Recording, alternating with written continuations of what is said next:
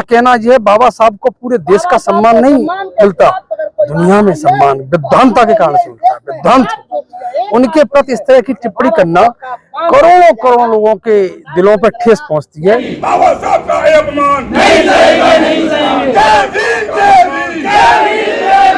लोकसभा के अंदर अमित शाह ने जो बाबा साहब के प्रति अपमानजनक टिप्पणी की है, ये अमित शाह द्वारा अचानक की गई टिप्पणी नहीं है, ये अमित शाह की अंतरात्मा है। अमित शाह गोवलकर और सावरकर के चेले हैं। गोवलकर और सावरकर ने हमेशा बाबा साहब का विरोध किया, बाबा साहब की सोच का, नीतियों का, विचारों का विरोध किया, बाबा साहब के द्वारा रचित संविधान का विरोध किया। गोवलकर और सावरकर ने ये कहा बाबा साहब के रचित संविधान के प्रति कि इसको देश को इसकी जरूरत नहीं है, इसमें कोई भारतीय संस्कृति नहीं है, देश को मनुस्मृति लागू करना चाहिए। तो इन लोगों ने बाबा साहब को जिंदा रहते हुए दिल्ली के रामलीला मैदान में बाबा साहब की शव यात्रा निकाली थी, इन्होंने बाबा साहब के पुतले जलाए थे। तो ये अमित शाह गोवलकर और सावरकर के चेले हैं, उन्हीं के विचारों पर चलने वाले हैं। उस दिन उनकी अंतरात्मा से निकली हुई बात संसद में निकल आई। बाबा साहब ने, बाबा साहब के लिए या बाबा साहब के अनुयायी दलितों के लिए वो भगवान नहीं हो सकता जिन्होंने दलितों को कुएं से पानी नहीं पीने दिया। दलितों का वो भगवान नहीं हो सकता जिसने मंदिर पर जाने से दलितों को रोका। दलितों का भगवान वो नहीं हो सकता जिन्होंने घोड़ी पर चढ़कर बारात नहीं निकलने का फरमान दिया था।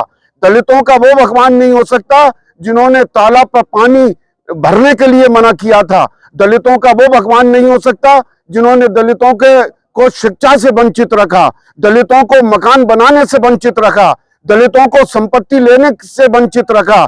दलितों के भगवान बाबा साहब हैं जिन्होंने दलितों को जीने का अधिकार दिया, जिन्होंने, बाबा साहब ने दलितों को समानता का अधिकार दिया, बाबा साहब ने दलितों को शिक्षा का अधिकार दिया, बाबा साहब ने दलितों को मंदिर में जाने का अधिकार दिया, बाबा साहब ने दलितों को नौकरी का अधिकार दिया।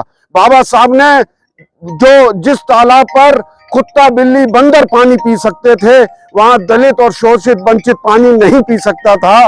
बाबा साहब ने उस शोषित वंचित समाज को इंसान बनाने का काम किया, अधिकार देने का काम किया। इसलिए दलितों के भगवान बाबा साहब हैं और बाबा साहब का कोई अगर अपमान करेगा तो समाजवादी पार्टी बर्दाश्त नहीं करेगी। आज समाजवादी पार्टी के राष्ट्रीय अध्यक्ष श्री अखिलेश यादव जी के आह्वान पर समाजवादी पार्टी पूरे उत्तर प्रदेश में जिला मुख्यालयों पर धरना प्रदर्शन कर रही है, ज्ञापन दे रही है और ज्ञापन देकर प्रशासन से ये मांग कर रही है कि महामहिम राष्ट्रपति महोदय को ज्ञापन भेजकर राष्ट्रपति महामहिम महोदय से ये मांग करते हैं कि अमित शाह को तुरंत से तुरंत बर्खास्त किया जाए ताकि बाबा साहब के अनुयायियों को सम्मान से जीने का एक बार फिर अधिकार मिले। बहुत बहुत धन्यवाद। जय भीम।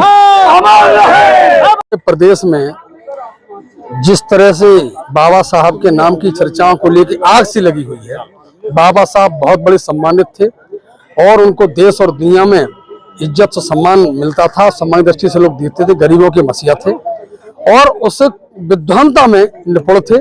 उनके लिए अमित शाह जी ने संसद में इस तरह के शब्द कहे, किसी भी कीमत पर कोई भी जनता का व्यक्ति बर्दाश्त नहीं कर पा रहा है और जनता, करोड़ों करोड़ों जनता के लोगों के दिलों में ठेस पहुंची है। संविधान के तहत जब शपथ ली जाती है तो उसमें वाक्य कुछ अलग होते हैं, विचार कुछ अलग होते हैं।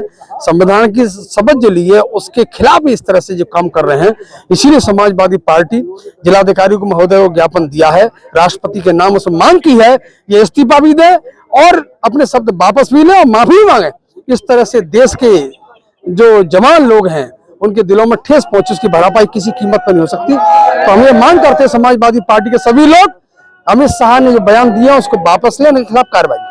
सरकार को बाहर का वक्त रिकॉर्ड में है, ये चीज रिकॉर्ड में है। अभी सफाई दे रहे हैं, बाबा साहब का इतना बड़ा सम्मान है देश में और उसके बाद जो पूरे देश में भूचाल आ गया, समाजवादी पार्टी सड़कों पे है।